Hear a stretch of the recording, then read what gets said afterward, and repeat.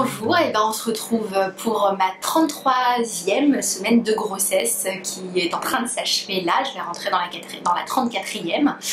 Ça a été une semaine très cool puisque je suis depuis aujourd'hui officiellement en congé maternité. Donc je me suis principalement occupée de ça cette semaine, en fait de la gestion avec la sécu, vu que je suis pigiste, j'ai un statut un petit peu particulier. Je suis pas vraiment salariée mais je suis quand même un petit peu salariée.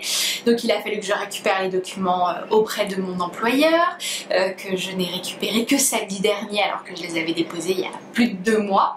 Donc du coup lundi je suis allée à la sécu, j'y suis restée 3 heures, c'était très sympa pour être reçue pendant 10 minutes à tout casser par un agent qui donc a récupéré mon document employeur, mes 3 dernières fiches de paye et le temps que mon dossier soit traité, il faut compter au minimum 3 semaines. Donc je devrais commencer à toucher mes indemnités de congé mat d'ici 1 mois si tout va bien.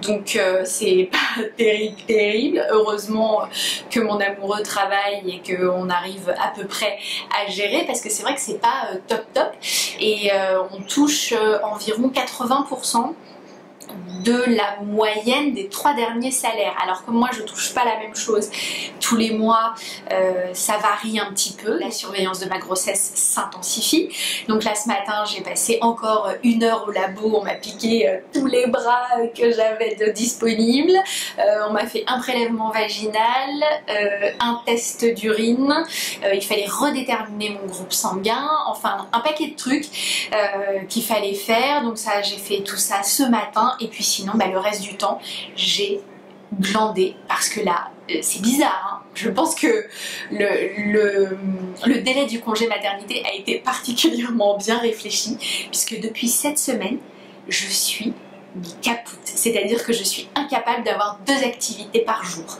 Me lever est un calvaire, il faut vraiment que je sache que je suis obligée d'aller quelque part à une certaine heure pour être sûre de sortir du lit, sinon je végète jusqu'à 10h, 11h, je fais une sieste et le soir à 22h il faut que je me couche parce que je suis claquée. Je passe beaucoup de temps dans mon canapé à lire des bouquins sur l'allaitement.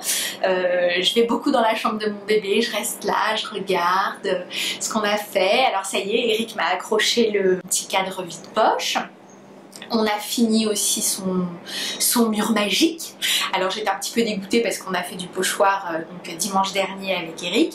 Les miens étaient immondes, tout pâteux, tout ça débordait de partout, c'était horrible.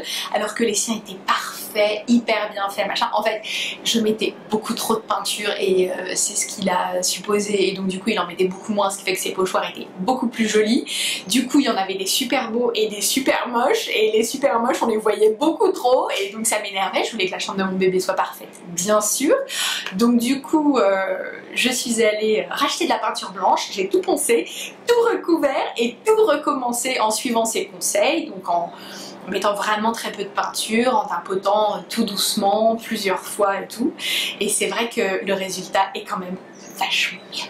Beaucoup mieux. Là j'ai des copines qui accouchent, qui me racontent un petit peu, donc j'essaye de garder quand même de la distance, mais malgré tout on est obligé de penser au sien. Et c'est vrai que ouais, là je me dis que accoucher ça va être un petit peu comme un saut dans l'espace.